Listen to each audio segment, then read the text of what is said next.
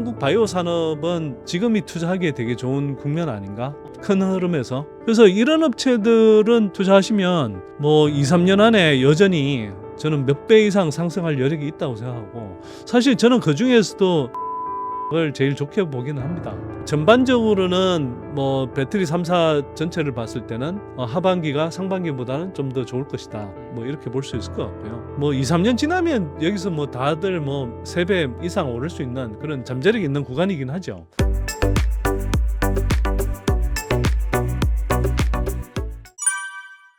이 차 전지 섹터가 이렇게까지 계속 업황이 악화될지 뭐 이렇게 미리 좀 알기는 어려웠다. 그리고 또 한편으로는 지난해 하반기 이후로 시장 흐름이 워낙 안 좋았던 데다가 트럼프의 그 전기차 역주행 정책이 이렇게까지 막 정말 막무가내로 뭐 심하게 질주할 줄 몰랐다. 뭐 이런 게 이제 좀 변명이라면 변명일 수 있는데, 여튼 그동안 좀 힘든 구간들 많이 보내셨을 텐데, 제가 이제 확실히 그래도 좀 드릴 수 있는 말씀은, 지금보다 주가가 크게 더 빠지긴 어렵다. 그리고 점진적으로는 단계별로 보면 결국은 이제 이 주가 바닥을 찍고 반등하는 어떤 단계별 흐름으로 나가고 있는 구간 아닌가, 이런 생각이 들고요.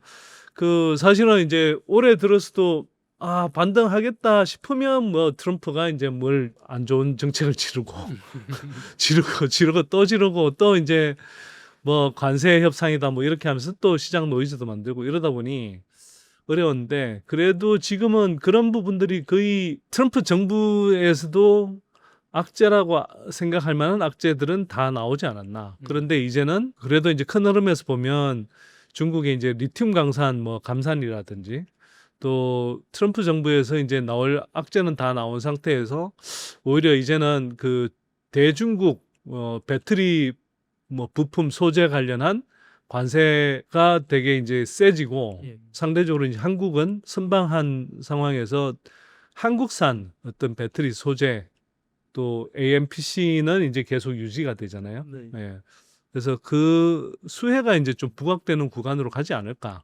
그리고 무엇보다 국내 배터리 업체들이 2분기 실적을 보면 최악의 구간을 지나서 실적이 이제 전환되는 흐름이 나타나고 있다. 특히 뭐 에코프로비엠 같은 회사가 이제 대표적으로 그런 실적 전환 흐름을 보였고요. 네.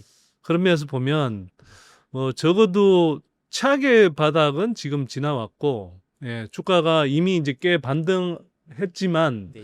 그리고 이게 이제 또 앞으로도 막 순탄하게 계속 오르기만 할지 뭐 이건 장담할 수 없으나, 그래도 순차적으로 이렇게 계단식 어떤 반등의 어떤 실마리는 좀 마련한 구간 아닌가, 이렇게 보고 있죠. 실제로 투자자분들이 작년까지만 해도 중국이 뭐 리튬 광산 물량을 늘린다, 뭐 LFP 배터리로 간다, 뭐 전기차 불나고 네. 트럼프 막 네. 악재만 나왔는데, 올해는 저도 네. 인터뷰하면서 네.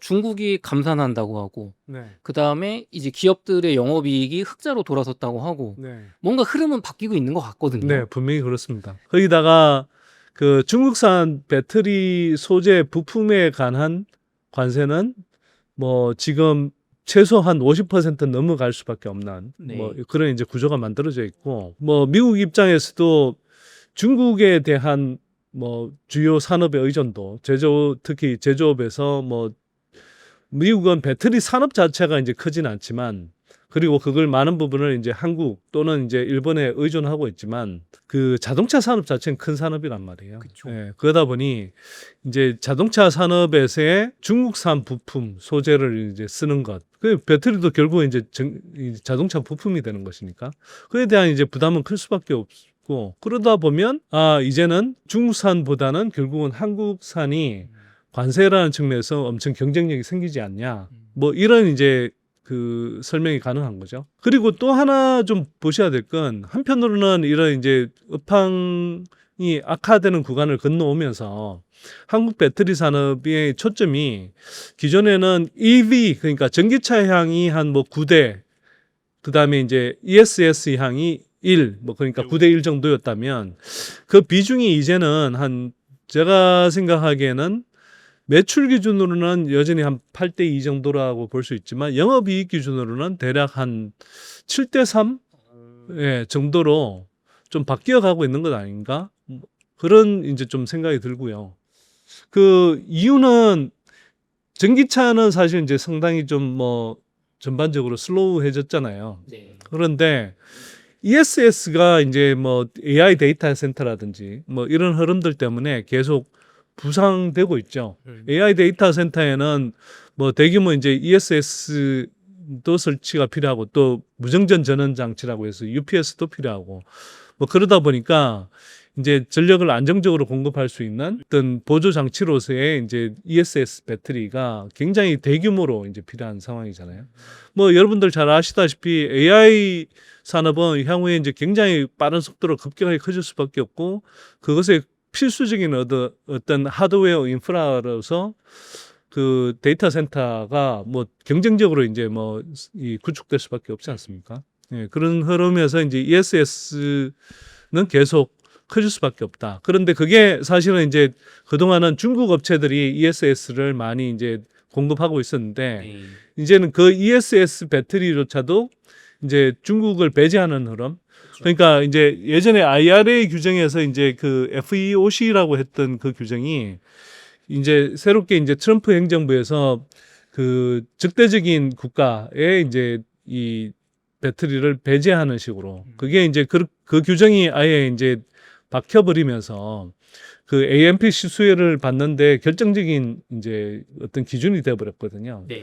그러니까 이제 뭐 그 첨단 제조 소액공제라고 하는 그 AMPC 수혜를 받기 위해서는 중국산을 배제해야 되는 거예요. 한편으로는 관세 아까 말씀드렸던 관세도 있지만 네. 그래서 그러면 중국산을 이제 점점 배제할 수밖에 없는 분위기고 그렇게 봤을 때 그러면 이제 한국산을 채택할 수밖에 없는데 그래도 지금까지는 중국산의 많은 부분을 사실은 ESS용으로 이제 많이 채택을 했죠. 왜냐하면 ESS용은 전기차와는 다르게 뭐 3원계 배터리보다는 LFP 배터리 위주로 이제 이 채택을 했잖아요. 근데 지금까지는 한국 배터리 3사가 이제 LFP 배터리 개발과 적용을 좀 이제 중국보다 많이 이제 늦었죠. 근데 이제 우리가 LFP 배터리 그리고 ESS용 배터리를 이제 본격적으로 개발하고 이제 생산하는 단계로 가면서 여기에 이제 수혜가 점점 커지는 국면이다. 그래서 최근에 보면 LG든 삼성이든 이게 그 ESS용 그런 대규모 이제 수주를 뭐 이 공시를 하고 그랬었잖아요. 네. 최근 몇 달 사이에. 그래서 그런 흐름을 좀 이제 유념해서 보셔야 된다. 그래서 앞으로 전개되는 미국 시장은 당초 예상한 것보다는 전기차 시장의 성장이 이제 트럼프의 역주행 때문에 둔화되는 건 어쩌면 한동안은 좀 기정사실로 받아들여야 하지만 그런 것들이 이제 뭐 주가에는 다 반영이 된 상태에서 네. ESS 시장이 본격적으로 성장하는 데에 대한 기대감이 커지고 있다. 그 과정에서 당초 예상보다 시장 파이가 커지는 속도는 좀 둔화되고 있지만 그럼에도 불구하고 그 파이 안에서 이제 이 한국산의 비중이 결국은 커질 수밖에 없다라는 기대감이 이제 다시 커질 수 있는 구간으로 접어들고 있다. 이런 점을 좀 주목해서 봐야 될 것 같습니다. 어떻게 보면 트럼프 대통령이 되면서 참 힘든 시간이 있었는데 또 반대로 보면은 지금 중국을 배제하고 있잖아요. 모든 네. 산업에서. 네. 그러면 그 시장을 누가 가져갈 거냐? 2차 전지 배터리에서. 그거는 한국밖에 없는 거 아닙니까? 그럼요. 그 사실은 뭐 바이든 행정부 때도 기본적으로는 중국을 뭐 점진적으로 배제해가는 흐름이었는데 뭐 트럼프 행정부 들어서면서 그 중국산을 배제하는 흐름은 뭐 한층 더 강해졌다 이렇게 볼 수 있고요. 뭐 관세라는 측면에서 대중국 관세가 뭐 한국이나 일본에 이제 매기는 관세보다는 보통 한 뭐 2배, 3배 이상 높기 때문에 그리고 거기에 대해서 아까 말씀드렸듯이 AMPC 혜택을 받는 그 어떤 직접적인 그 규정에 그 조건에 뭐 중국산을 이제 배제하도록 뚜렷하게 이제 명기를 했기 때문에 뭐 중국산 배제 흐름은 매우 빠른 속도로 가속화될 거고요. 뭐 이 이야기는 사실은 제가 뭐 트럼프의 그 정책 강도, 전기차 역주행 정책의 강도를 상대적으로 과소평가했던 측면이 있지만 한편으로는 제가 그때도 이야기했던 것은 트럼프가 되면 뭐 바이든 행정부 못지않게 또는 바이든 행정부를 능가해서 중국산을 배제하는 흐름은 강할 거다 이렇게 말씀드렸는데 그 전망은 틀리지는 않은 것 같고요.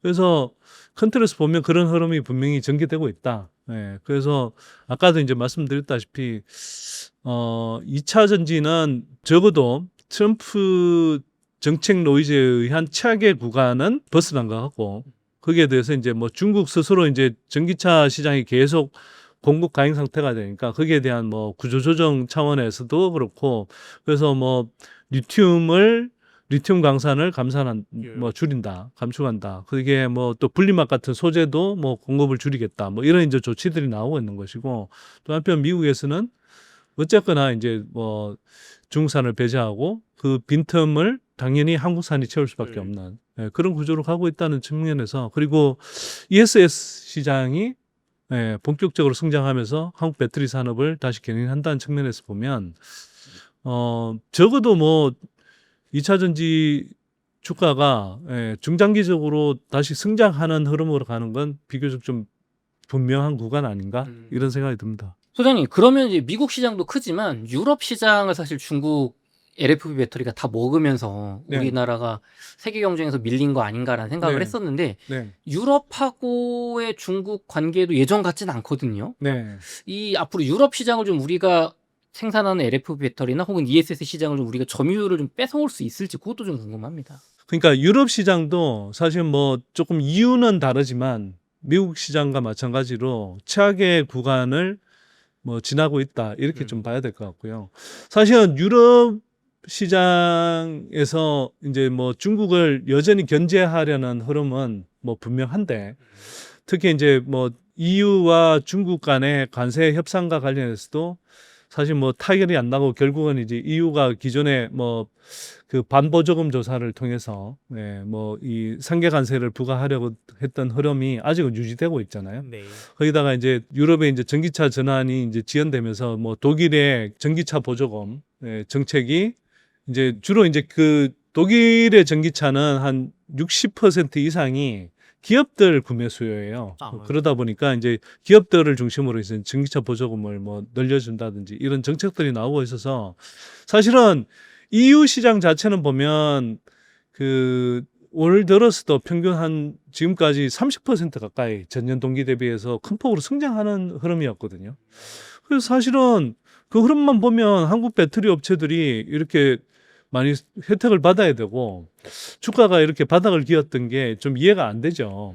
근데 지나고 보니 결국은 중국 업체들이 어마어마하게 이제 단기적으로 덤핑 판매를 한 것처럼 이제 추정이 되죠. 그러니까 CATL하고 비아디 같은 데서 EU에서는 한편으로는 EU 업체들 입장에서 보면 그 EU의 이제 탄소 배출 규제에 따라서 그 전기차를 이제 빨리 많이 팔아야 되는데 근데 그러려면 가격대는 낮춰야 되고 그런데 뭐 한국의 3원계 배터리로는 아직 이제 충분히 자기네들이 마진을 남기면서 이게 이제 팔 수가 없고 그러다 보니 이제 중국에서 이제 단기적으로 CATL이나 비아디 같은 데서 우리 싸게 줄게.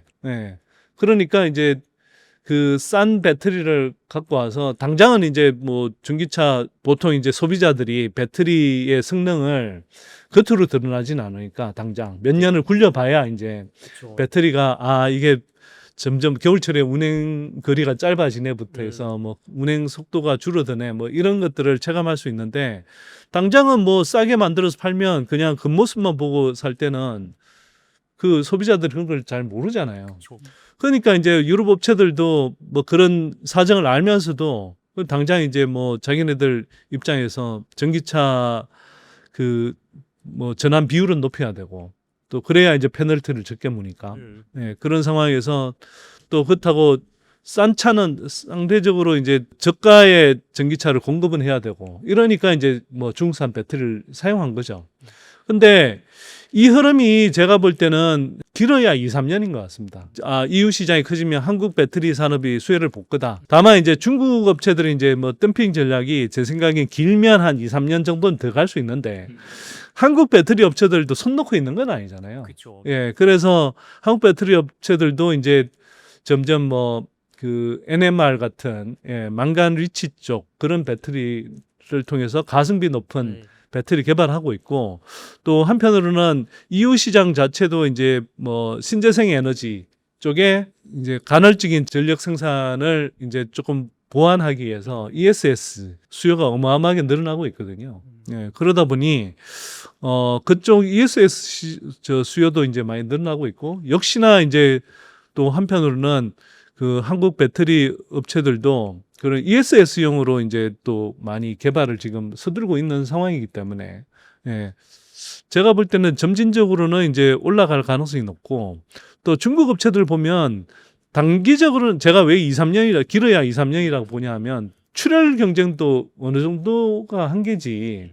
얘네들이 지금은 이제 중국 업체들이 그냥 뭐 유럽 현지의 공장을 가동해서 올린다기보다는 이제 중국에서 생산한 배터리를 자동차에 실컷 탑재해서 수출하거나 네. 또는 그냥 이제 중국에서 생산한 걸 그대로 이제 뭐 이 유럽 자동차 업체들한테 이제 수출을 하는 식인데, 그거는 이제 엄청 나름대로 이제 덤핑 쳐서 이제 마진 없이 심지어 적자 감소하면서 이게 하는데, 앞으로 이제 EU의 이제 규제 강화에 따라서 이 로컬 컨텐츠라고 해서 이제 EU 지역 내에서 생산하는 그런 비중이 이제 점점 올라가야 되고, 또 이제 EU에서 생산하지 않을 경우에 이제 또 관세가 점점 강화되고, 이런 흐름을 생각하면 CATL이 저 유럽 내에서 100기가짜리 이제 생산 공장을 짓고 있는데, 이게 이제 가동을 시작해서 이제 그쪽에서부터 이제 공급을 시작하려고 하면 수율이 안 따라줄 겁니다.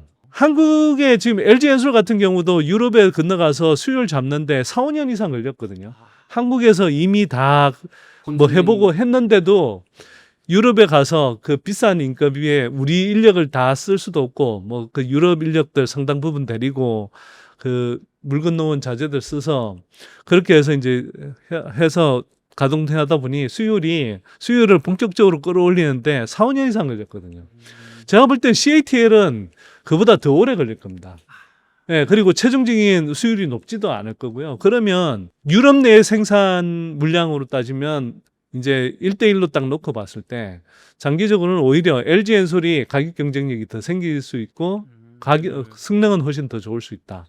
예, 그렇게 보면 저는 유럽 시장에서 한국 배터리 산업은 중국의 뭐 단기적인 덤핑 공세 때문에 조금 어려움을 겪고 있지만 2, 3년 지나면 뭐 본격적으로 하여튼 이제 한국 그 배터리 산업이 커질 수 있다고 보고요. 이때 2, 3년이라고 하면 그러면 그동안은 뭐 한국 배터리 산업이 성장 못 한다는 거야, 이런 의미가 아니라 중국의 뭐 그런 덤핑 공세, 저가 공세에 따른 어떤 타격이 2, 3년 지나면 완전히 거의 상쇄되고 그걸 무력화시킬 수 있는 정도로의 어떤 이제 가성비 좋은, 그리고 상대적으로 이제 CATL이나 이런 중국 업체들에 비해서 경쟁력이 높은 그런 배터리를 생산할 수 있을 거다라는 이야기인 거고요. 그럼 소장님 주가 측면으로 보면은 중국의 덤핑과 이 어떤 기존의 거의 네. 뭐 보조금으로 하는 네. 그런 영향이 점점 들어서 2, 3년 뒤에 0이 된다고 하면 네. 우리나라 2차 전지 업체 이제 기대감으로 올라간 건 다 빠졌으니까 네. 이쪽 중국이 약해질수록 우리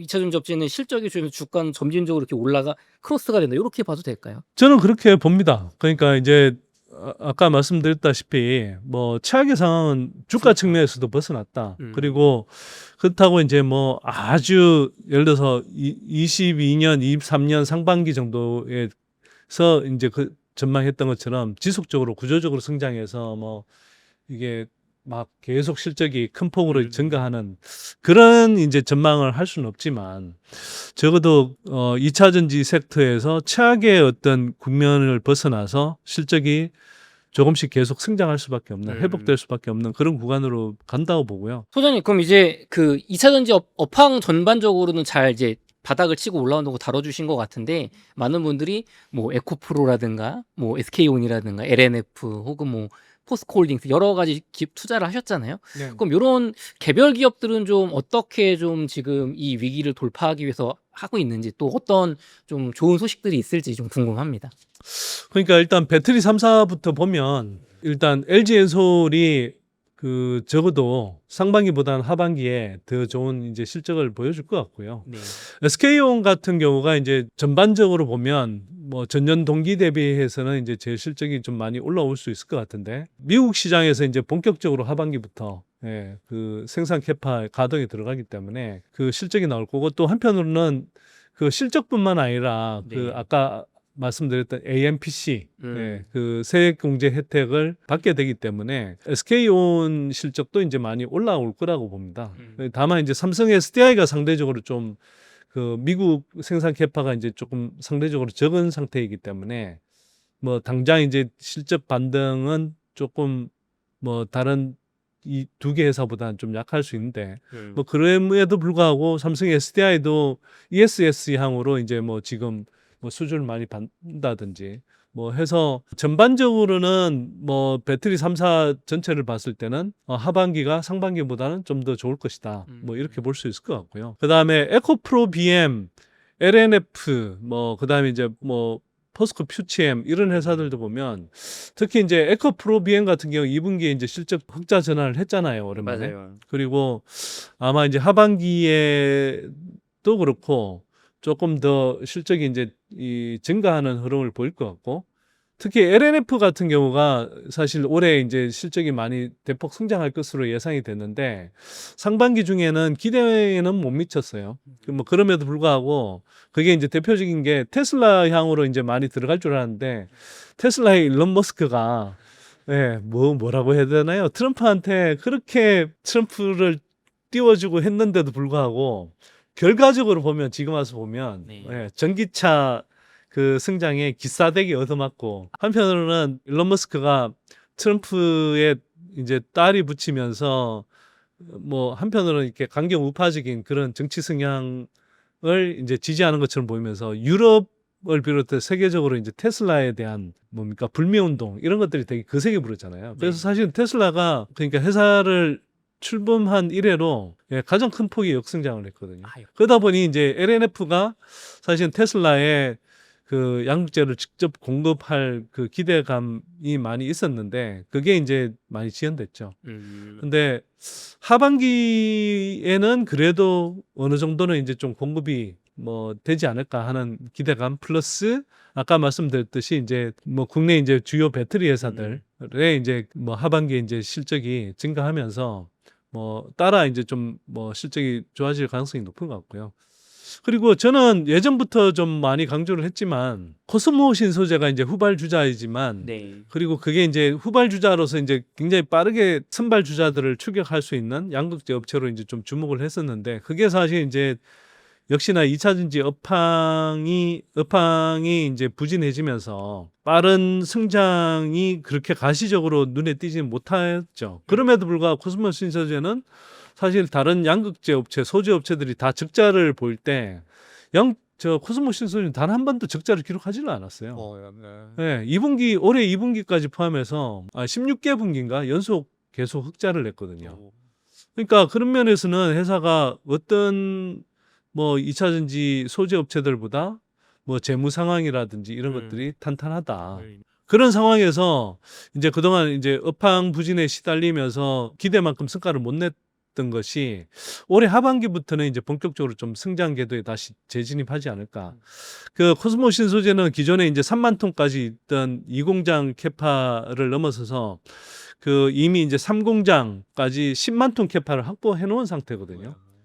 그래서 근데 그게 이제 뭐 업황 부진 때문에 캐파는 구축해 놨는데 물량을 충분히 받지 못해서 본격적인 가동이 못 들어갔었는데 네. 올해 하반기부터는 뭐 주요 이제 고객사인 LG화학, 삼성 SDI 이쪽 양쪽으로부터 물량 주문을 계속 이제 받아서 뭐 3분기 그다음에 4분기 계속 가동률 높여 가면서 실적이 이제 좋아질 수밖에 없는 뭐 그런 이제 흐름이라고 해요. 회사 설명을 들어보면. 그리고 한 몇 개월 전에 이제 제가 코스모 신소재 그 공장을 가서 그 홍동환 대표님 직접 인터뷰도 했었는데 네. 그때 이제 홍동환 대표님 말씀을 들어보면 그렇게 이제 하반기에 뭐 두 개 회사 향으로 이제 뭐 실적이 좋아지는 것뿐만 아니고 그 유럽의 큰 양극재 업체와 뭐 합작 회사든 뭐 어떤 형태로든 협업을 해서 그게 이제 상당히 좀 하여튼 유럽 내에서 이제 그 양극재 공급을 대폭 늘릴 수 있는 어떤 좀 계기를 마련할 수 있는 것처럼 말씀을 하셨어요. 그게 이제 만약 구체적으로 좀 가시화된다 그러면 상당히 좀 주가에 큰 모멘텀이 생기지 않을까 이런 생각이 들고 그래서 그런 관점에서 보면 뭐 전반적으로 2차 전지의 양극재 업체들이 뭐 상반기보다는 하반기가 뭐 좋아지는 흐름일 거다. 그리고 내년은 더 좋아지지 않을까. 뭐 이런 이제 기대감은 갖게 되죠. 다만 최근에 그 양극재 업체들이 이제 바닥 구간에서 보면 그래도 뭐 물론 이제 예전에 고점대에 비하면 그동안 떨어진 거에 비하면 정말 여전히 하품 나오는 주가고 정말 이제 좀 뭐 한편으로는 좀 어이없어 보이는 여전히 싼 구간의 주가이긴 하지만 또 바닥에서 보면 단기간에 뭐 한 4, 50% 이상 그쵸. 예. 뭐 단기 이제 좀 급등한 것처럼 좀 보이기도 해요. 그러나 여전히 큰 흐름에서 보면 저는 2차 전지 업체들이 그동안에 이제 너무 그 조정을 많이 받았었기 때문에 여전히 뭐 이런 아까 말씀드렸던 그 하반기에 좀 실적이 좋아진다고 하면 여전히 상승 여력은 어느 정도 있지 않을까. 예. 근데 저도 이제 또 한편 조심스러운 게 이게 뭐 실적이 그렇다고 막 대폭 좋아지고 업황이 전반적으로 막 23년처럼 뭐 계속 이제 뭐 장밋빛 전망을 그릴 수만 있는 뭐 그런 이제 아주 탄탄대로 같은 시장 흐름은 아니기 때문에 주가가 막 당장 뭐 여기에서 다시 뭐 2배, 3배 뭐 큰 폭으로 오른다. 이렇게 이제 좀 판단하기는 어려울 수 있는데 그러니까 그게 이제 뭐 단기간에 그렇다는 말씀이고요. 뭐 2, 3년 지나면 여기서 뭐 다들 뭐 3배 이상 오를 수 있는 그런 잠재력이 있는 구간이긴 하죠. 그런데 여튼 하반기 중에 뭐 여기서 다시 뭐 2배, 3배 오르기를 당장 기대할 수 있냐? 그건 저는 좀 지나치다고 생각하고요. 그래도 여기서 최소 한 뭐 몇십 % 이상 주가가 상승할 수 있는 그런 잠재력은 여전히 남아 있지 않을까? 뭐 이렇게 생각을 합니다. 소장님 그럼 양극재 이야기는 충분히 많이 해주신 것 같은데 다른 소재 부품들도 많이 있잖아요. 네네. 다른 쪽은 좀 어떤가요? 다른 소재들도 대체로 이제 뭐 최악의 상황은 지나고 좀 바닥을 찍고 오르고 있는 것 같고요.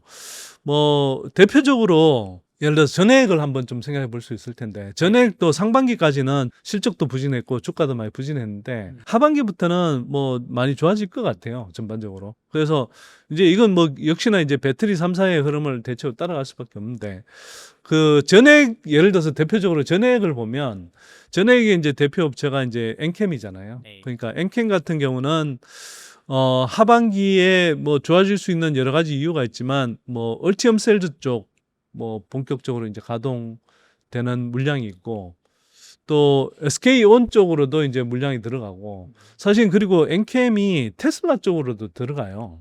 예, 그래서 들어가기 시작한 게 이제 하반기부터 좀 나타나고 그 다음에 엔캠은 한 가지 좀 주목해야 보셔야 될 게 그 배터리 업체들 말고 지금 미국 내에 생산 캐파를 통해서 이제 그 공급을 하기 때문에 배터리 3사를 제외하고는 유일하게 AMPC 혜택을 받는 업체거든요. 이미 올해 상반기에도 한 차례 100몇십억인가 그 AMPC를 받았어요.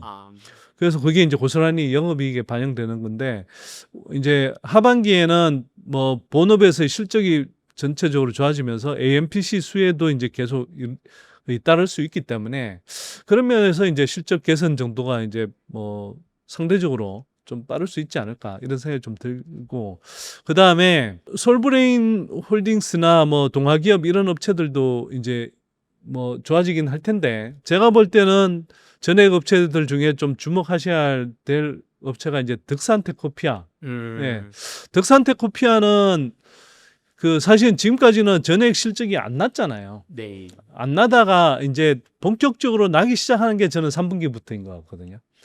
회사 쪽에서도 3분기부터는 좀 기대해 볼 만할 거다 이렇게 이제 이야기를 하니까 그럼 3분기부터 뭐 다른 업체들은 예를 들어서 엔캠은 전액 실적 거의 오로지 이제 전액 실적이 있다가 이게 이제 뭐 업황 부진에 빠지면서 실적이 뭐 안 좋아졌다가 다시 이제 올라오는 흐름이라고 한다면 득산테코피아는 아예 전액 실적이 사실은 없다가 이제 이제 본격적으로 좋아지는 흐름으로 간단 말이에요. 네. 그리고 득산테코피아를 잘 좀 보셔야 하는 게 그 일단 득산테코피아는 특히 하반기부터 실적이 나오기 시작하면 향후에 되게 좋아지는 흐름일 가능성이 높은 게 일단 추정키로는 LG엔솔하고 SK온 쪽으로 국내 업체들 중에서 공급하는 걸로 아마 추정이 돼요. 예전에 이제 KB증권 리포트인가에서 그렇게 나왔었거든요.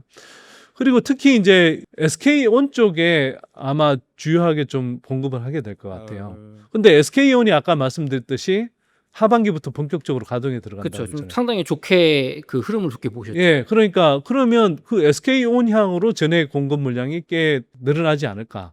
뭐 이런 것 하나. 그다음에 또 이 회사가 이제 중국산 배제 흐름에서 상당히 큰 수혜를 봐요. 그러니까 사실 전액 업체들 자체가 중국산 배제 흐름에서 가장 큰 수혜를 보는데, 왜냐하면 뭐 양극재는 어차피 이제 국내 업체들이 국내 배터리 3사가 국내 양극재를 많이 썼고, 네. 또 분리막 같은 경우는 중국을 배제해도 일본 업체들이 주요 경쟁자로 있고 뭐 이런 상황이고, 그런데 전액 같은 경우는 이게 주요 경쟁자가 중국이었는데 중국을 이제 앞으로 배제하는 흐름으로 가잖아요. 그렇죠. 예. 그러면 중국산이 점점 밀려나면 그러면 이제 한국이 들어가는데, 그런 면에서 이제 아까 전액 뭐 엔캠이나 다른 전액 업체들도 수혜를 보는데, 덕산테크코피아는 더더욱 이제 그런 수혜를 많이 보는 게, 이게 뭐 이제 지난해의 경우에 이제 그 일본의 센트럴 글라스하고 이제 계약을 맺었는데, 센트럴 글라스가 사실은 그 파나소닉 같은 업체들한테 공급을 해요. 네. 그러면 파나소닉도 이제 하반기에는 뭐 다시 이제 테슬라가 그 물량을 늘리면서 이제 좀 수혜를 받을 수 있으니까 그쪽으로 이제 수혜를 받게 되는 것이고, 그러면 이제 파나소닉을 센트럴 글라스를 거쳐서 파나소닉으로 이제 들어가게 되는 거고, 또 한편으로는 그 중국의 이제 틴치, 틴치와 계약을 맺었어요. 그래서 그러면 왜 계약을 맺었냐? 아까 말씀드렸듯이 이제 중국산을 점점 배제하는 흐름이다 보니 이제 틴치한테 이제 사실은 틴치라는 이름만 걸고 뭐 테슬라든 어디 이제 그러니까 미국 내에 이제 그런 전기차 업체들한테 들어가는 그 물량을 사실은 덕산테크코피아가 이제 공급하기로 한 계약이에요. 그러니까 그게 이제 올해 초인가 있었습니다. 네. 그러면 이게 보세요. 그러면 사실 이제 뭐 틴치와 계약은 맺었지만 틴치에 사실상 OEM 비슷하게 들어간 거고, 틴치는 그렇게 해서 틴치를 통해서 최종적으로 공급은 되지만 그 전액 자체는 사실은 사실상의 이제 국산인 거죠. 그러니까 덕산테크코피아 물량이 되는 거죠. 네. 예, 덕산테크코피아 물량이기 때문에 틴치는 거기서 수수료 수익을 좀 따먹는, 그래도 뭐 완전히 밀려나는 것보다는 그런 식으로라도 수수료 수익을 조금 따먹는 게 낫고, 덕산테크코피아는 거기서도 충분히 경쟁력 있게 이제 뭐 전액을 공급할 수 있으니까 거기서 이제 실적이 나온단 말이죠. 그러면 하반기에 이제 본격적으로 이제 성장하는 SK온향 전액을 공급하고, 그다음에 중국산 배제 흐름에 따라서 이제 기존의 중국 업체들이 공급하던 물량을 이제 덕산이 대신 공급하게 되는 이런 구조로 가기 때문에 하반기 이후에 저는 제가 볼 때 그 성장폭이 클 회사 같다.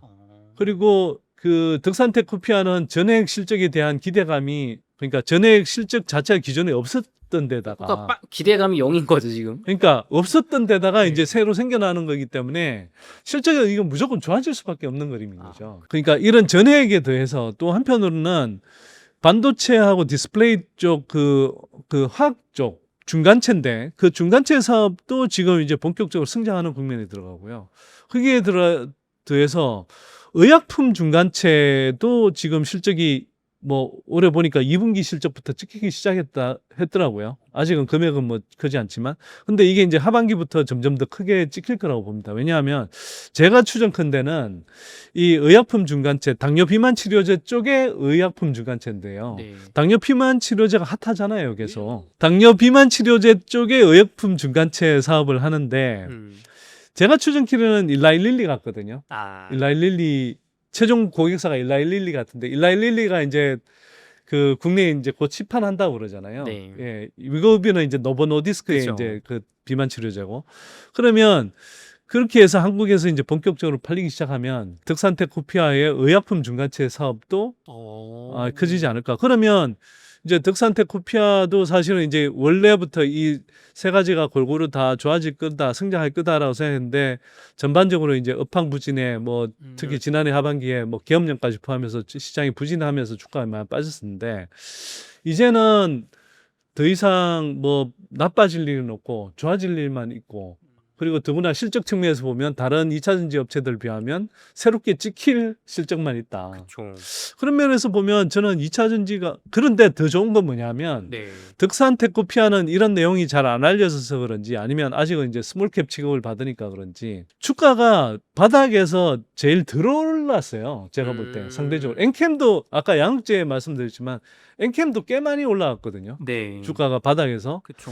뭐 한 50% 이상은 올라온 느낌인데, 득산테크피아는 모르겠습니다. 오늘이 지금 며칠인가요? 오늘 8월 19일인데 아까 보니까 바닥에서 겨우 한 뭐 15%, 20% 올라온 정도의 느낌이어서 제가 볼 땐 제일 덜 올라갔고, 그런데 하반기에 가장 뚜렷하게 좀 실적이 좋아질 수 있는 업체여서 제가 볼 때 2차 전지 지금 추가로 비중을 늘린다거나 네. 또는 2차 전지 물량을 좀 뺐다가 업황부진 때문에 좀 뺐다가 지금 진입하시려고 하는 사람들 입장에서 보면 득산테크피아가 제일 좀 뭐 주가 부담도 없으면서 예, 향후에 실적 증가를 기대할 수 있는 업체 아닌가, 좀 이런 생각이 들고요.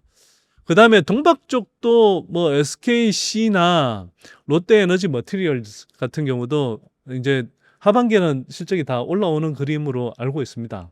근데 SKC 같은 경우는 사실 글라스 기판 사업이 같이 물려 있잖아요. 네. 제가 뭐 전에 나와서도 한번 말씀을 드렸던 것 같은데, 이 동박은 사실 이제 특히 SKC 같은 경우는 생각해 보시면 그 SK 역시나 SK온이 이제 하반기에 본격적으로 가동하는데 SKC니까 당연히 SK온의 이제 주력 공급사일 수밖에 없잖아요. 그렇죠. 그래서 이제 동박 실적은 분명히 좋아지는데, 거꾸로 이제 글라스 기판 사업이 생각보다 빨리는 잘 진전이 안 되나 봐요. 그러니까 이제 원래는 올해 하반기쯤이면 그 샘플 공급 완료하고 뭐 이제 초도 물량 공급했다 이런 소식이 나오는 게 원래 뭐 예상이었는데, 지금 아직 그 소식들이 안 나오고 있어서 그래서 이제 그 최근에 주가가 계속 이제 좀 지지부진한 것 같아요. 그리고 좀 주가가 덜 오르는 것 같기도 하고. 그래서 SKC는 뭐 동박 사업은 좋아지지만 글라스 기판 사업이 좀 당초 예상보다는 빠르게 진행되고 있지 않다라는 게, 원래는 이제 글라스 기판 사업 때문에 조금 상대적으로 다른 2차 전지 종목들보다 좀 더 부각을 받았는데, 네. 오히려 그게 지금은 약간 발목을 잡고 있는 형국이 돼버렸다. 근데 한편으로는 잘 생각해 보시면 동박 사업이 개선되는 가운데 어차피 글라스 기판 사업이 지연된다고는 하더라도 그 방향으로 갈 수밖에 없잖아요. 네. 그러면 글라스 기판 사업이 본격적으로 이제 성과를 내는 게 그렇다고 해서 뭐 멀지는 않을 것 같고요. 그렇게 따지면 뭐 길게 봐서는 오히려 SKC 같은 경우도 뭐 지금 사놓기에 나쁘지 않은 구간 아닌가, 뭐 이런 생각이 들죠. 뭐 하여튼 대략 그런 정도로, 예, 뭐 여러 가지 업체들 더 이야기할 수 있겠지만, 참 TC 스틸은 이제 원통형 배터리를 생산하면 이제 그 니켈 도금 강판 수요가 이제 크게 늘면서 가장 큰 수혜를 보지 않을까, 뭐 이런 기대감이 있었는데, 그 기대감이 좀 이제 지금 당장은 작동을 안 하는 것 같아요. 왜냐하면 원통형 배터리가 뭐 테슬라부터 적용해서 빨리 이제 좀 생산을 해야 되는데, 뭐 한다 하면서 계속 지연되는 흐름이거든요. 그래서 이제 뭐 TC 스틸도 이제 주가가 좀 많이 빠져 있는 상황인데, 그 원통형 배터리 생산이 아직은 좀 본격화되지 않고 있기 때문에, 예, 먼저 선진입 뭐 하는 것도 괜찮겠지만 조금 기다리셨다가, 예, 원통형 배터리 생산이 본격적으로 진행이 된다. 그리고 여기서 뭐 그러니까 공급이 되고 그러면서 실적이 증가할 수 있다라는 전망이 나올 때 그때 좀 진입하시는 게 조금 더 낫지 않을까, 뭐 이런 생각이 좀 듭니다. 2차 전지 물리신 분도 많지만 요즘 말씀해 주신 것처럼 이제 업체들 실적이 조금씩 그 반전되다 보니까 네. 다른 분야 내가 투자한 거 좀 이득이 많이 났다. 사실 올해 상반기에 이재명 네네. 대통령 되시고 많이 올랐잖아요. 약간 2차 전지 조금 담아볼까 하시는 분들도 계신데, 네. 만약에 2차 전지를 소장님이 지금 신규 진입하신다고 한다면 그래도 이게 탑픽이다 조금 있을까요? 2차 전지 중에서 네네. 뭐 관련주 다 좋습니다. 제 생각엔 뭐 아까 제가 전반적으로 설명드렸던 걸 종합해 보면, 저는 지금 상태라면 득산테크피아가 제일 덜 올랐으면서 하반기에 실적이 좋아질 잠재력이 있고, 또 2차 전지뿐만 아니라 뭐 의약품 중화체, 반도체, 디스플레이 쪽, 예, 이런 화학 중간체 이런 게 있기 때문에 제가 보기에는 제일 마음 편하게 투자하면서도 경우에 따라서 주가 상승률이 클 수 있는 종목이 아닌가 뭐 이런 생각이 좀 들고요. 그다음에 엔캠도 저는 전액의 이제 대장주 역할을 뭐 분명히 할 거라는 생각이 좀 듭니다. 그리고 근데 이제 엔캠은 단기적으로 꽤 올랐다는 점을 약간 유념하셔야 될 것 같고요. 그다음에 코스모 신소재가 아까도 말씀드렸다시피 양극재 업체 중에 물론 당장은 이제 뭐 외국인이나 기관 수급들 중심으로 움직이면 아무래도 이제 조금 양극재 업체 내에서 메이저 업체들 중심으로 좀 움직일 거고 최근 몇 달 동안에도 그런 흐름을 좀 보였잖아요.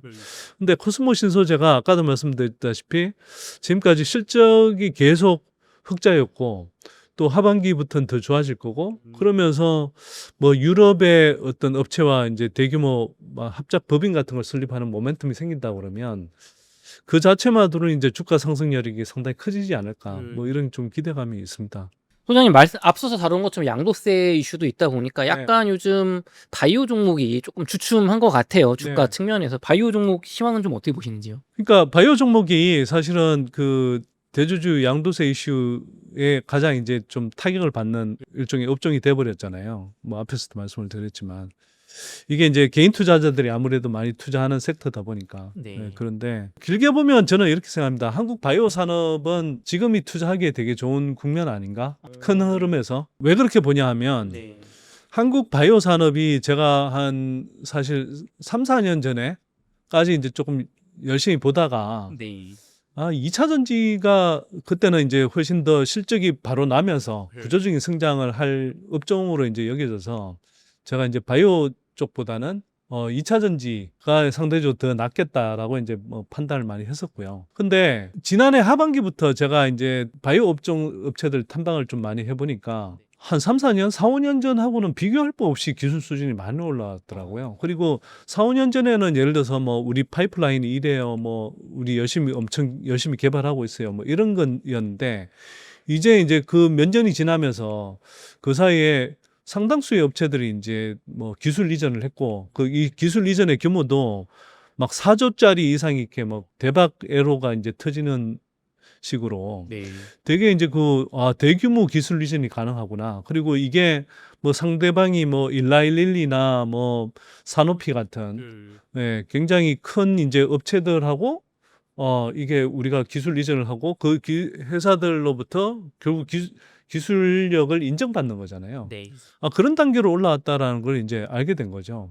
그래서 지난해 하반기부터 해서 이제 엄청나게 제가 뭐 바이오 업종들을 탐방을 다녔고 사실 그 결과물들을 조금 정리를 해서 지난해 연말인가 올 초쯤에 그 웅달책방에 나와서 지난해 연말쯤이었던 것 같네요. 연말 가까웠던 것 같은데 웅달책방에 한번 이제 바이오 업종도 좀 소개를 하려고 했어요. 그러니까 2차 전지 섹터 업황이 이제 좀 계속 이제 불투명하고 좀 부진이 길어질 수 있다 싶어서 제 나름대로는 뭐 그 당시에 좀 안타깝지만 2차 전지에 물려 계신 분들이 그래도 2차 전지에서만 수익 내려고 하지 마시고 조금 바이오 쪽도 투자를 해서 조금 포트폴리오를 다양하게 가져가신 게 낫겠다. 뭐 이런 이제 좀 말씀을 드리려고 했는데 계엄령 사태 터지고 하니까 뭐 정신이 없었죠, 뭐 저도.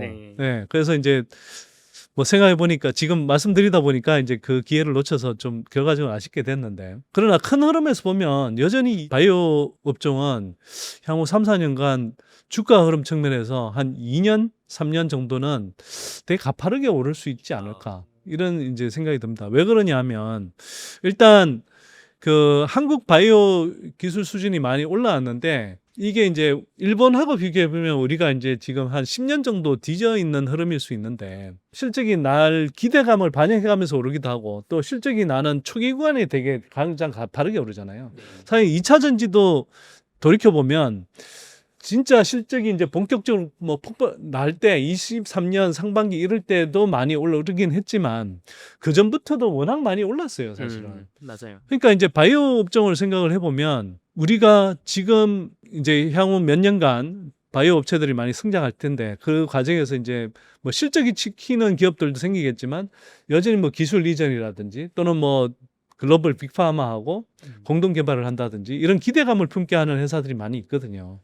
그럼 그런 회사들이 경우에 지난해 하반기부터 오른 종목들이 꽤 있지만 여전히 제가 볼 때는 큰 흐름에서 볼 때 주가가 상승할 수 있는 그런 이제 기업들이 많다 이렇게 이제 보는 거고요. 이미 이제 뭐 그 바이오 업종의 이제 1등 업체 코스닥 1등 업체인 뭐 알테오젠 같은 경우에 2, 3년 전에 비해서 얼마나 올랐습니까? 근데 알테오젠도 제가 볼 때는 한 2, 3년, 3, 4년 안에 3배 이 정도는 오를 수 있는 잠재력이 여전히 있다고 저는 생각하거든요. 지금부터도. 네. 그런데 뭐 그 외에 뭐 리가켄 바이오나 네. ABL 바이오 뭐 이런 업체들도 지금 시총이 뭐 4조, 5조 또 삼천당 제약 같은 경우도 뭐 4조, 5조 뭐까지 이제 가 있는데 그 이런 업체들 같은 경우는 몇 배 이상 더 오를 수 있는 잠재력이 있다고 생각이 됩니다. 예를 들어서 ABL 바이오 이런 업체들 같은 경우에 리가켄 바이오 같은 경우는 우리가 이제 그 ADC라고 해서 이제 그 뭐 이제 공부해 보신 분들은 알 텐데 항체 약물 접합제라고 하죠. 뭐 그게 기술이 이제 상당히 좀 유망해지고 있는 상황이고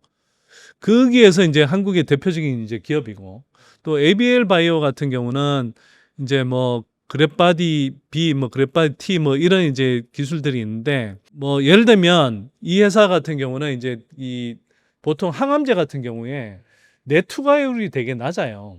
그러니까 약효가 이게 뇌로는 잘 못 들어가는 거죠. 근데 그 예를 들어 종양에 많은 종양들이 그러니까 암 환자에 많은 사람들이 사실 결국은 병이 이제 심해지면 뇌로 전이가 됩니다.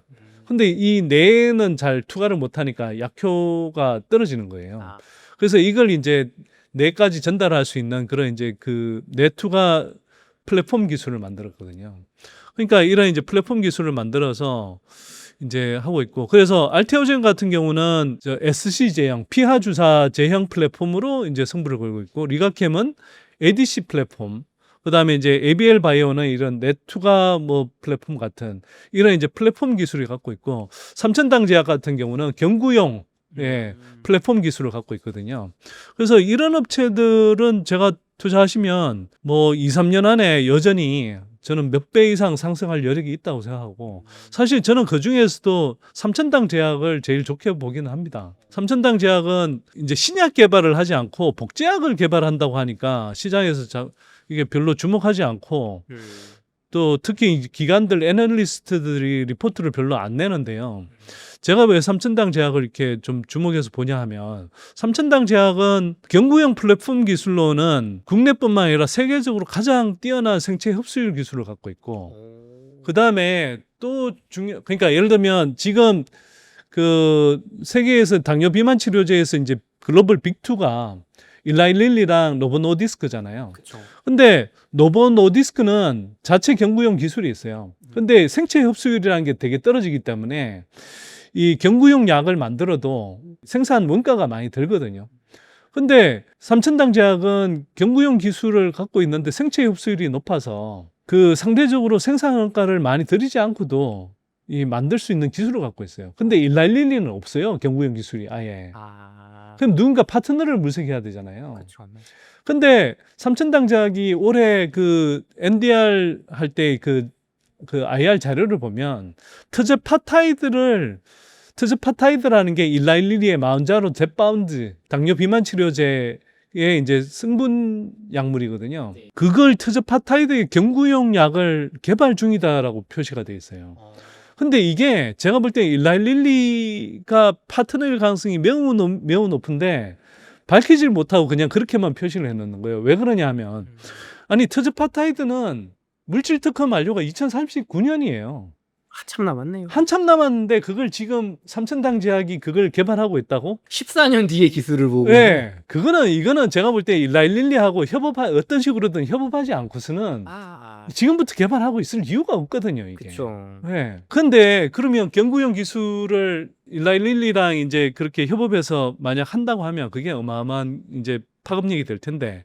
근데 그거 이전에 삼천당 제약은 구닥다리 사업이긴 하지만 저만액으로 이제 기본적인 실적이 나오고 또 아일리아 바이오 시밀러를 통해서 유럽 시장에 가장 일찍 진출하는 퍼스트 무버의 그 바이오 시밀러로 또 그게 올해부터 본격적으로 실적이 나오기 시작해요. 올해 하반기부터. 캐나다 시장부터 나오는데 그렇게 그 실적이 나오죠.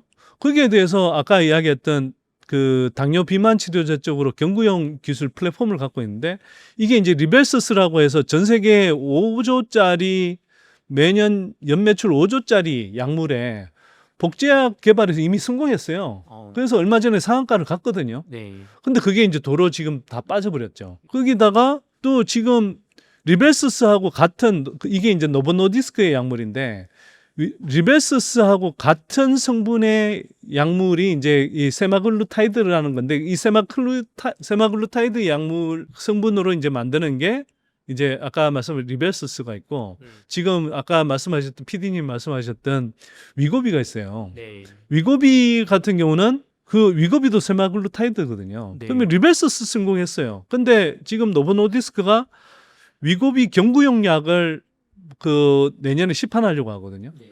그럼 이거 나오면 이걸 또 복제약으로 만들 수가 있어요. 아, 리벨서스 같은 성분으로 성공했기 때문에 위고비 경구용 복제약 성공하는 건 이건 뭐 거의 100% 확실하다고 봐야 되죠. 그러면 리벨서스 5조짜리, 그다음에 위고비는 이거보다 훨씬 더 큰 시장을 형성하고 있잖아요. 그렇죠.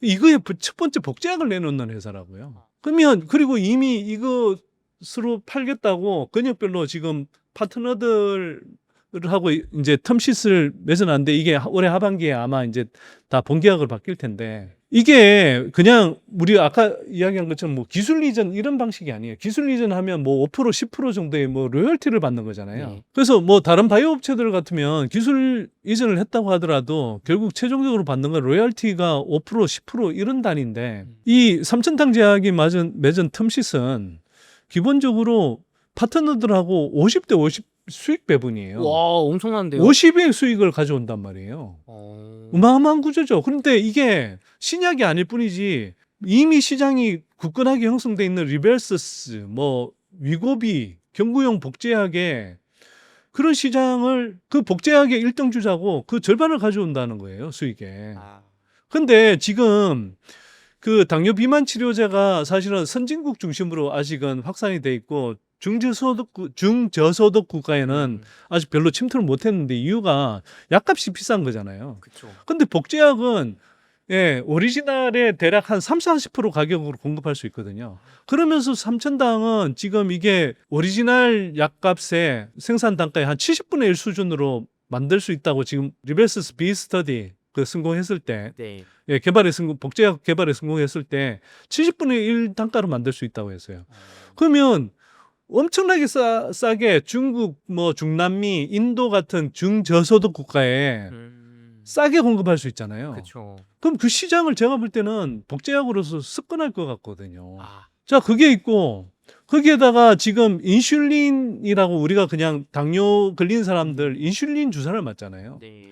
그 인슐린 주사를 맞는데 지금은 이게 주사를 맞게 되니까 사람들이 되게 불편해하고 그것 때문에 온갖 뭐 이제 연소 혈당 측정기라든지 이런 것들이 나오잖아요.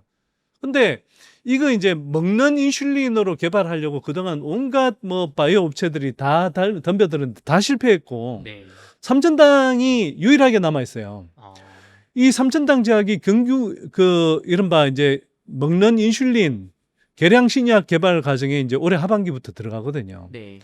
이게 성공 가능성이 상당히 높다고 보여져요. 왜냐하면 아까 뭐 리벨서스나 이런 게 그 먹는 그 알약으로 이제 성공한 거잖아요. 그렇죠. 그러면 그 기술력이 이미 입증이 돼 있고 그러면 여기 이제 경구용 인슐린이 되면 경구용 인슐린은 이게 워낙 오래전부터 있던 시장이라서 뭐 되게 핫한 주목을 못 받고 있어서 그렇지 시장이 연매출 50조 시장이에요, 이게. 와, 엄청 크네요. 10배네요. 근데 아까. 이걸 주사제를 맞다가 먹는 경구용 약이 나온다 그러면 무조건 먹죠. 그거는. 예. 그래서 이게 삼천당 제약이 이게 계량 신약 개발 과정을 거쳐서 한 3년 후쯤 만약 출시를 한다. 그리고 파트너도 이미 정해져 있는 것 같거든요. 제가 볼 때는 파트너가 거의 글로벌 파트너일 거예요. 아마 글로벌 빅파마 수준일 거예요.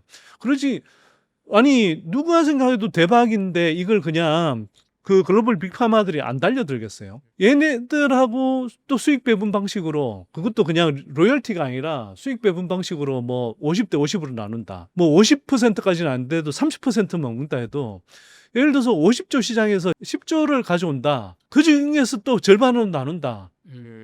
얼마가 되겠어요, 이게 실적이. 보세요. 삼천당 제약은 기존의 저만액 사업이 기본 실적을 받쳐주는 데에다가 여기에 대해서 알리아 바이오 시밀러, 그다음에 리벨스스 복제약, 그다음에 내년에 이게 먼 미래가 아니란 말이에요. 다른 바이오 업체들 같은 경우는 지금 기술 이전한다 하더라도 뭐 2상, 3상 거쳐서 뭐 6년, 7년 후에나 최종 상업화가 가능한데 리벨스는 아니 내년부터 상업화.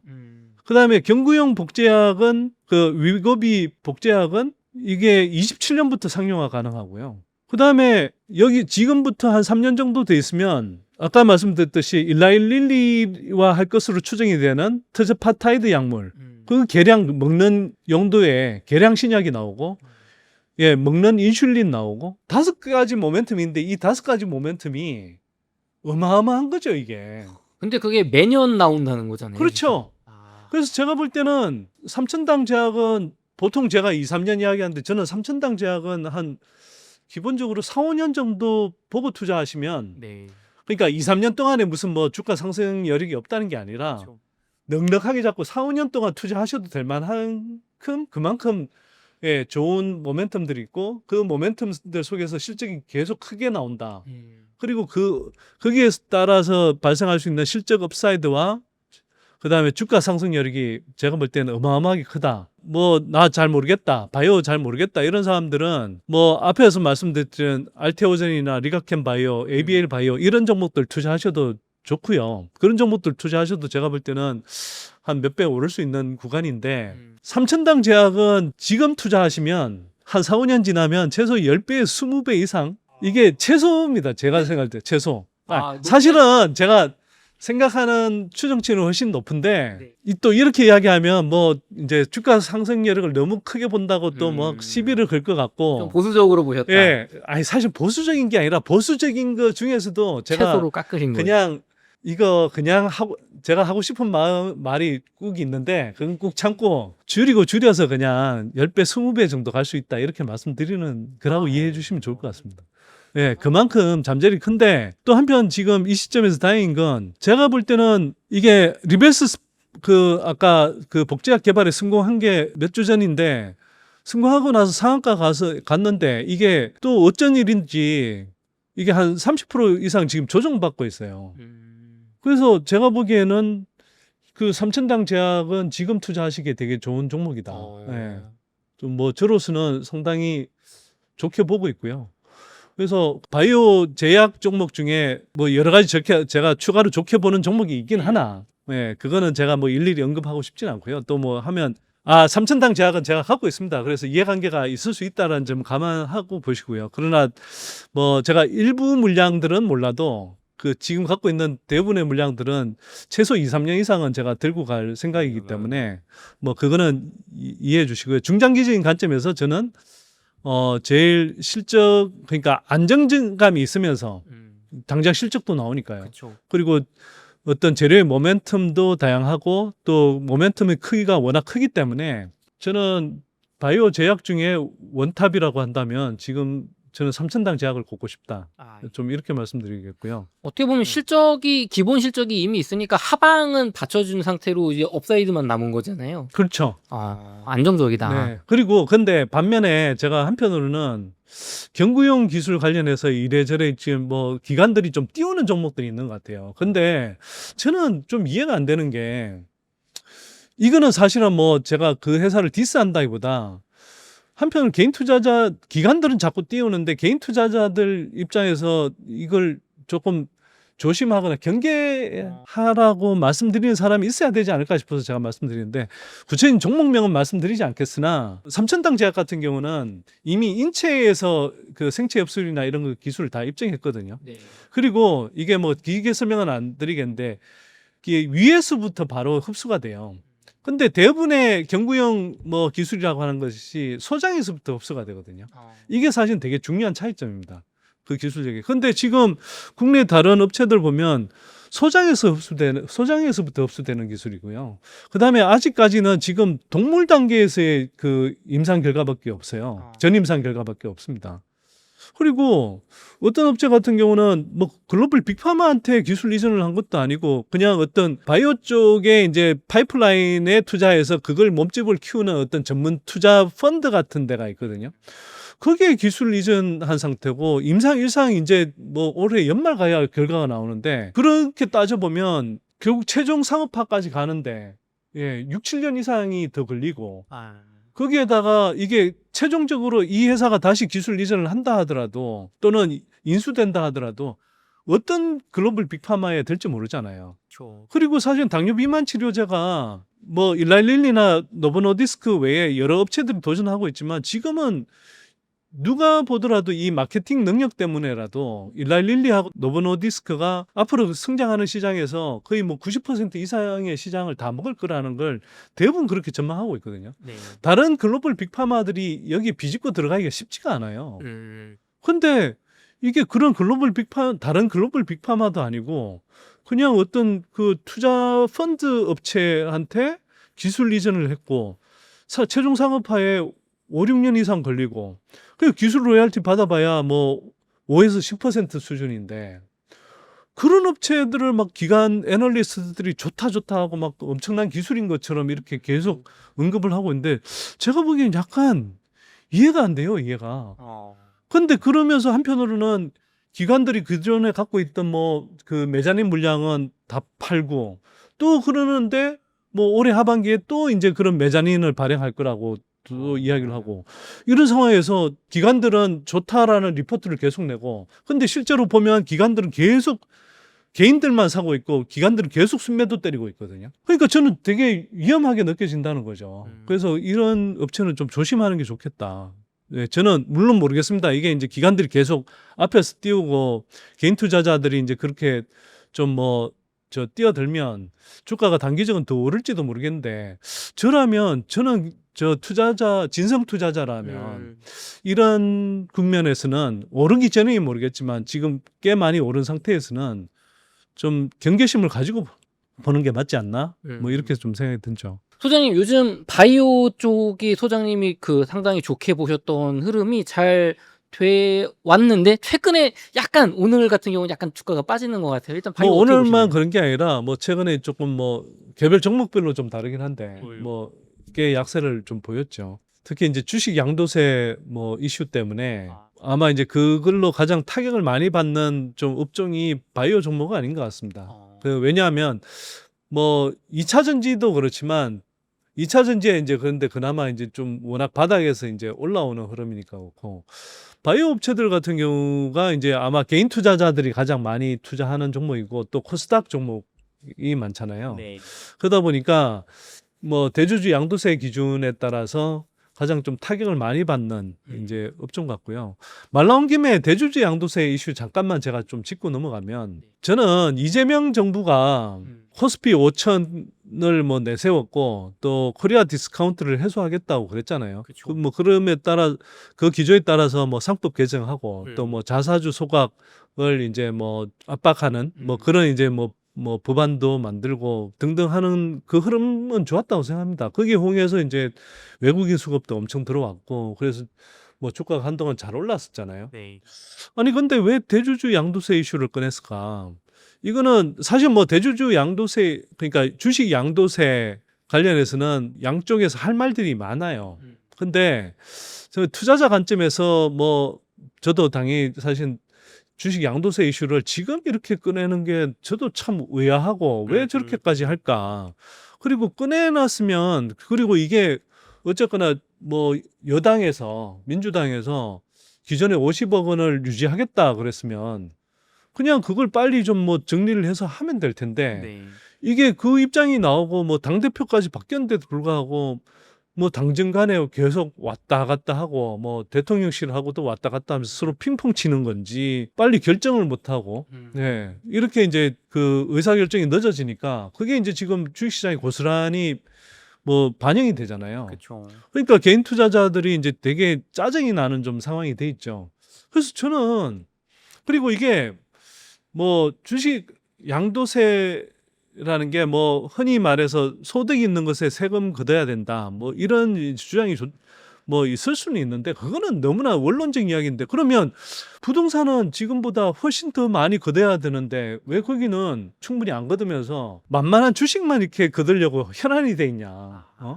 부동산과 주식의 어떤 그 세목 간의 형평성이라는 게 좋아요. 사실 너무 심각하죠. 예. 예를 들어서 주택은 지금 12억 원까지는 1가구 1주택일 경우에는 12억 원까지는 그 양도소득세를 한 푼도 안 내도 되잖아요. 비과세죠. 예, 그리고 이게 이론적으로는요. 그러니까 양도 차익이 12억 발생할 때까지는 매번 집을 한 채씩 샀다 팔았다 해서 예를 들면 몇 년 전에 5억이 든 사람이 50억짜리 집을 사서 그만큼 집값이 올랐어도 세금 한 푼 안 낼 수 있는 거예요. 그리고 주택은 장기 보유 세액공제라는 게 있잖아요. 그게 최대 80%까지 돼요. 주식 양도세는 그게 하나도 없단 말이에요. 그렇죠. 오래 들고 있다고 뭐 좋은 거 하나도 없죠. 아니 그러니까 그리고 오히려 오래 들고 있는 걸 방해하는 세제란 말이에요. 지금 정책 디자인이. 그쵸. 왜냐하면 오래 들고 가고 싶은데 연말 기준으로 툭 잘라서 그게 뭐 한 해 평균 잔고도 아니고 연말 기준으로 마지막 거래일에 10억 원어치 이상 들고 있었냐 안 들고 있었냐 그거 기준으로 지금 세금을 매기겠다는 거잖아요. 이렇게 게으르고 멍청한 정책이 어디 있나요 이게. 그러고 나서는 연말 기준으로 잘라서 이제 그 기준을 정하다 보니까 사실은 갖고 있던 사람들이 뭐 10억 이상에 해당하는 사람들은 연말 되면 다 팔아버릴 거 아니에요. 그쵸. 그거 들고 있는 사람이 누가 있습니까 그걸. 주가 흐름이 안 좋아질 걸 예상하니까 사실은 그게 그 기준에 해당 없는 사람들도 다 팔잖아요. 그쵸. 일정하게.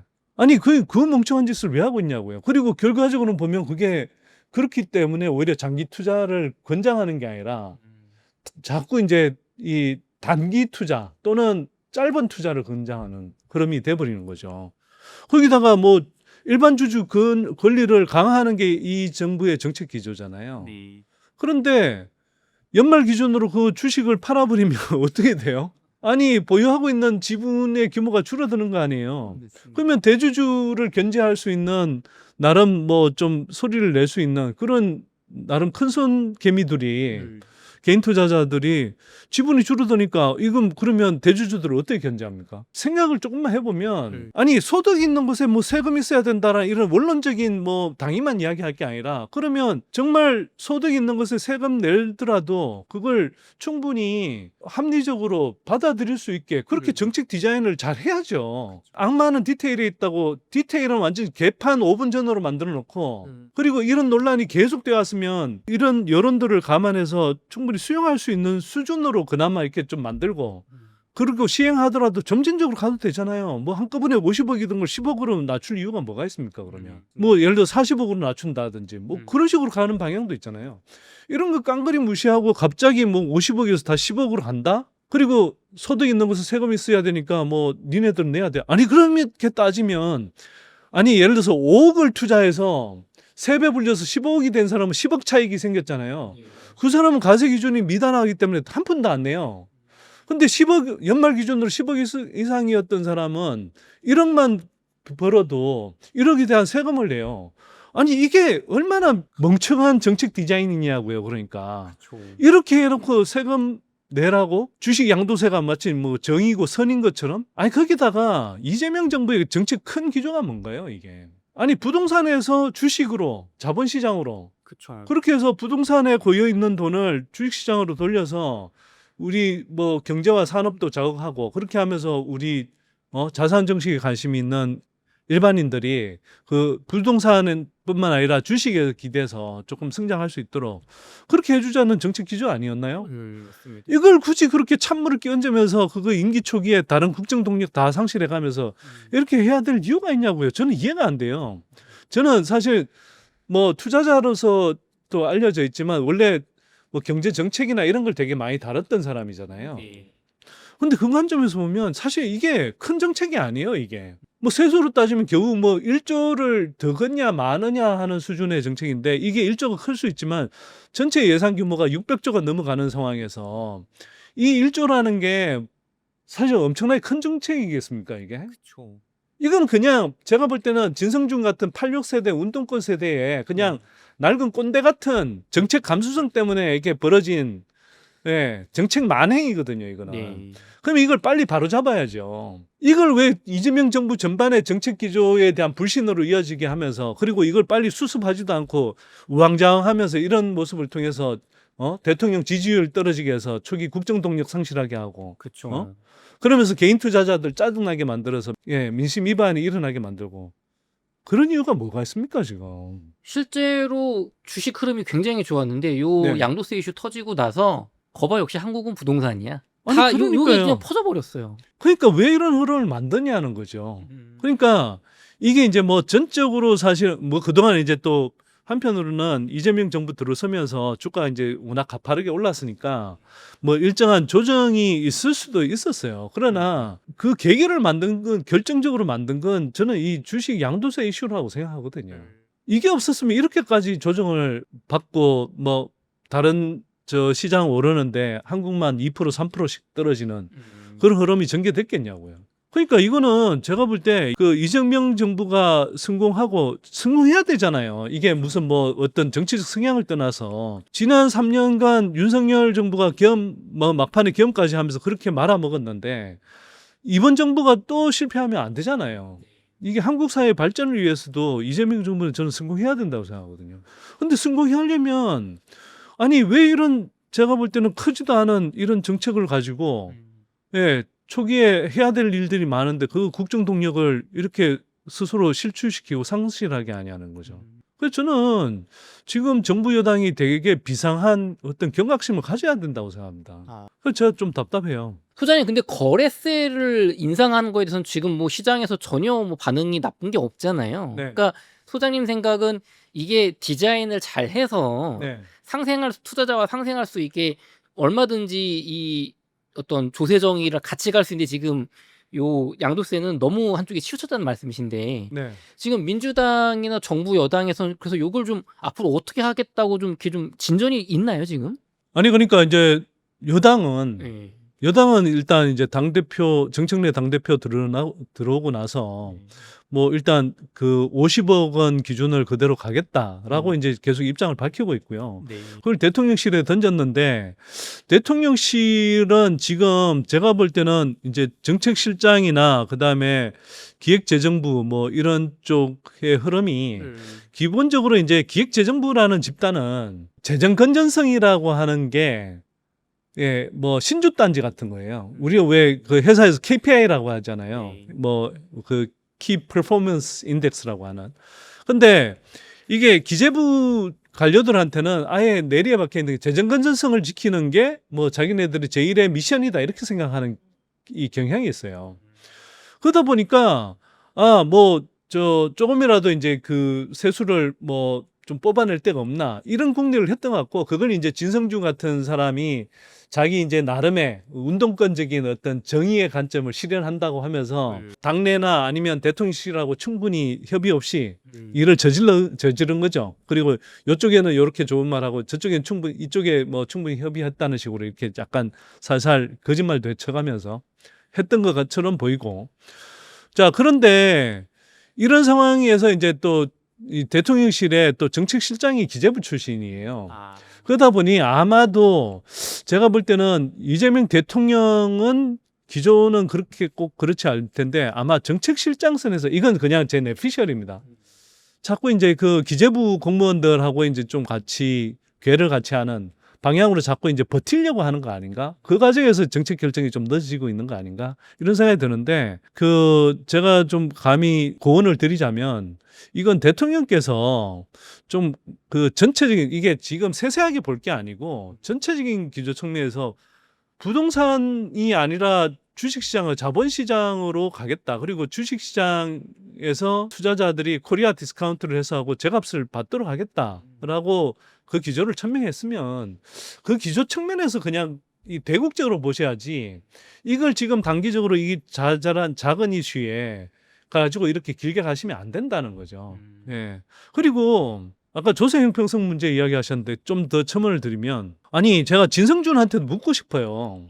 아니 네가 그렇게 정말 조세 정의 뭐 이런 거에 정말 진심이라고 하면 당신이 해야 될 건 주식 시장이 아니고 부동산 시장이죠. 아니 부동산 시장은 지금 저 윤석열 정부 들어오면서 종합부동산세 엄청 깎았거든요. 예를 들어서 몇 천만 원 내던 사람이 뭐 달에 100만 원, 200만 원 내는 수준으로 깎았어요. 아니 거기다가 주식 양도세 비과세 구간도 아까 원래는 10억이었다가 12억으로 늘려줬잖아요. 네. 그다음에 많은 분들이 잘 모르실 텐데 이게 우리가 부동산 가격을 시가로 세금을 매기는 게 아닙니다. 주식은 사실은 시가로 매기잖아요. 그렇죠. 생각해 보세요. 주식은 그러면 뭐 예를 들어서 감정가라는 게 있습니까? 공시지가라는 게 있습니까? 그게 다 시가로 낸다고요. 근데 부동산하고 주식이 가장 다른 것 중에 하나가 또 그런 거예요. 부동산은 보세요. 부동산은 다 공시지가, 공시주택 가격이라는 게 있고, 그렇죠. 예, 그래서 실제로 뭐 아파트 같은 경우는 그래도 이제 뭐 시세의 한 70% 정도 반영한다고 하지만, 예를 들어 단독주택, 전원주택 이런 거 거래가 별로 없다는 이유로 실제 시가의 30%, 40%가 저 가세 표준입니다. 이 강남의 빌딩 이런 것도요 40%, 50%가 그냥 가세 표준이에요. 이런 건 왜 바로잡지 않냐고. 여기에서 세수를 제대로 저 가표만 현실화하고 제대로 걷어도 실제 세수가 뭐 단순히 뭐 주식시장에서 지금 주식 양도세 관련해서 1조 더 걷니 많은 이런 수준이 아니라 최소 수십조를 더 걷는단 말이에요. 이런 건 제대로 걷지도 않으면서 그 부동산 쪽은 지금 계속 이런 식의 그 체계적인 세제 혜택을 주고 있으면서 이건 나몰라라고 주식시장에서 이거 1조짜리 이거 세수 더 걷겠다고 이렇게 생난리를 치면서 무슨 정의하시는 양 코스프레 하고 있고 이게 얼마나 균형감이 없냐고요. 그러니까 뭐 진짜 어떤 이게 전체 그러면 조세 정의를 추구한다고 하면 전체 우리가 세목 간에 이게 잘 보고 형평성에 맞는지 따져봐야 되고 그래서 예를 들어서 부동산에도 충분히 가세하니까 주식에도 이제는 너네도 좀 가세하자 이렇게 하면 모르겠는데 부동산은 지금 그 가세해야 될 거 그 수십조 단위로 추가로 가세해야 될 수 있는 것들을 안 하면서 주식시장에서 이렇게 하면서 기조는 무슨 뭐 이건 뭐 진성준의 기조는 아니지만 어쨌거나 이재명 정부의 기조가 부동산에서 주식으로 이렇게 이야기를 해놓고는 그게 사실상 다 역행하는 어떤 정책을 결정한다? 이거 얼마나 멍청하면서도 한편으로는 얼마나 자기네들이 그 자기 오만에 가득 찬 정책이냐 이거죠. 자기가 그냥 선이고 정의라고 생각하니까 다른 건 안 보이는 거예요.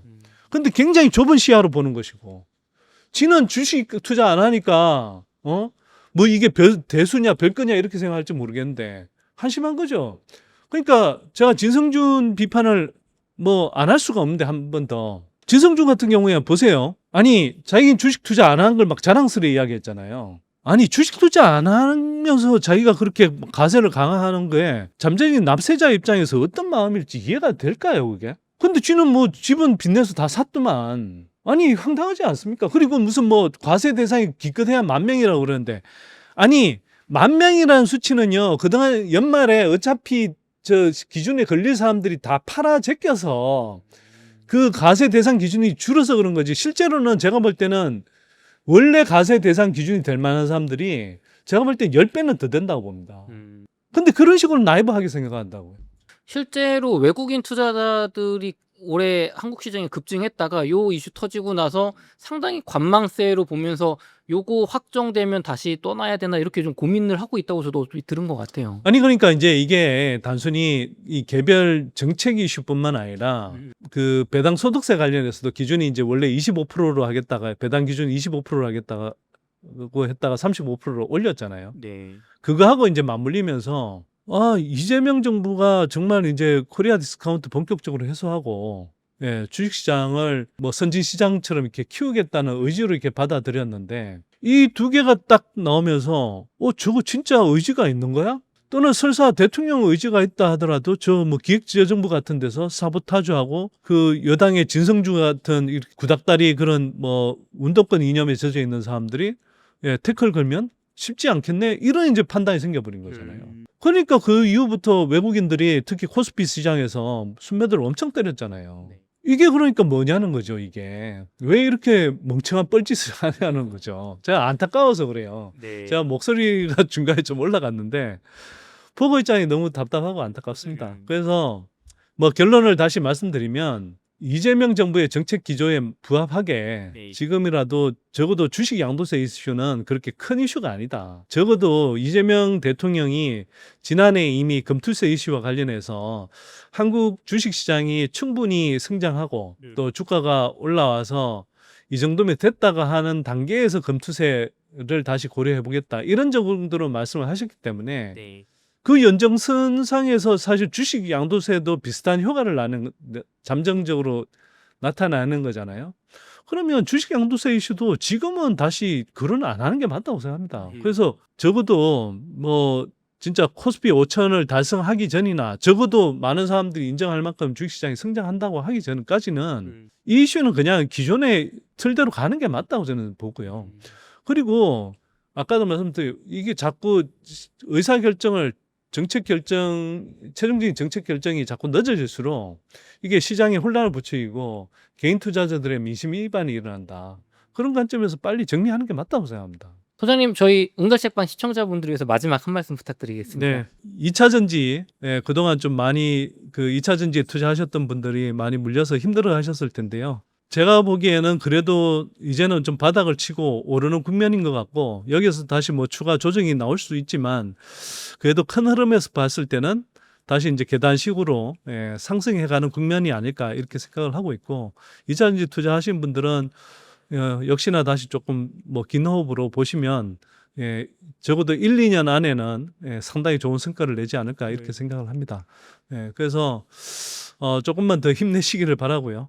또 한편으로는 뭐 제가 바이오 업종에 대해서도 말씀을 드렸는데 바이오 업종은 어쩌면 2차 전지는 뭐 예상치 못하게 특히 이제 뭐 미국의 트럼프의 전기차 역주행 정책 때문에 좀 타격이 컸는데 바이오 업종은 상대적으로 그런 리스크가 적고 또 한편으로는 업종 전체로서의 업황이 이제 부진해지는 그런 리스크가 이제 덜한 가운데 한국 바이오 산업을 보면 향후 몇 년 동안 상당히 가파르게 좀 주가가 상승할 수 있는 그런 이제 좀 흐름이 예상된다. 그렇게 보기 때문에 제 생각에는 마침 이제 또 바이오 업종이 조정받고 있고 뭐 제가 볼 때는 되게 좋게 보는 삼천당 제약이 특히나 조정을 좀 잘 받은 상태이기 때문에 좀 투자하시면 상당히 좀 좋은 성과를 낼 수 있는 구간이라고 생각이 됩니다. 자, 뭐 여튼 제가 여러모로 이제 말씀을 드렸는데 한편으로는 제가 언급한 일부 종목은 뭐 삼천당 제약을 포함해서 일부 종목은 제가 뭐 보유하고 있는 경우도 있어요. 그래서 뭐 이해관계가 있을 수 있다라는 점은 감안하시고요. 다만 뭐 적어도 제 생각으로는 이해관계 때문이 아니라 여러분들한테 좀 도움이 되지 않을까 해서 말씀드렸다는 점 참고해 주시기 바랍니다. 이렇게 해서 선대인 소장님과의 인터뷰를 마치도록 하겠습니다. 긴 시간 동안 수고 많으셨습니다. 고생하셨습니다. 네, 감사합니다.